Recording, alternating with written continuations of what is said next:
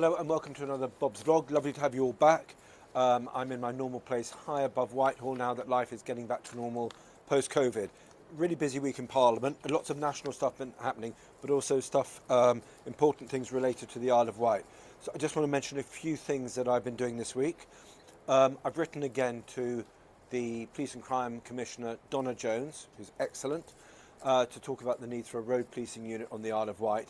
And now I'm delighted to say that the Isle of Wight coroner, Caroline Summery, is also supporting that call and has also written to Donna. And indeed, I think she's written to she has written to the police constable as well. We have the most dangerous roads in Britain outside London on the island, and we need action. And we need a dedicated roads policing unit because I think that will significantly help to drive up driving standards on the island. Next, the levelling up agenda. It's a really important week for levelling up. What is levelling up? Well, it's about giving everyone the same opportunity to succeed. As Michael Gove said very eloquently in a statement yesterday in the House of Commons, talent is spread equally across the country, but opportunity isn't. And I think on the island, we haven't had the same access to opportunity for decades. And if there's one thing I want to achieve above all for you as your MP, it's to make sure that everybody has a chance to succeed in whatever they want to do in their lives on the island. So, two announcements this week which are important to that. Firstly, we're part of the educational improvement areas. There are 55 of them in the country, and they've tended to be places that haven't excelled. Our school's now mid-table, so they've been improving over the last few years, but there's more that we can do. And I won't be happy until our schools are some of the best in the country. And this new education improvement area that we're part of is going to help that. Secondly, Michael Gove announced yesterday, when I asked him in the House, that the government was setting up an islands forum. That is a forum for all the islands in the UK. So Orkneys, the Shetlands, all the west coast of Scotland Islands, Anglesey, the Scilly Isles, and the Isle of Wight.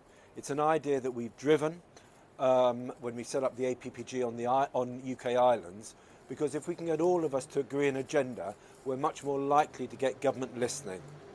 And again, I worry that islands have been on the fringes of the debate. And although they tend to be in the fringes of UK geography, they are some of the most unique and special places in our UK islands. And we need to be doing more to protect them, to promote them, and to make sure folks there have got the same access to education and training and job opportunities as folks on the mainland. So I'm delighted that's happening. And I thank Michael for being, saying that I've been one of the people suggesting it.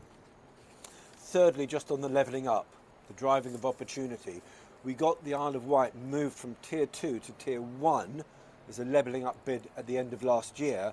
We got the £5.8 million that's going to help shipbuilding in East Cowes. And that money is now going to come through, or what we're going to buy with that money, the giant new lift capability for East Cowes to take larger vessels out of the water.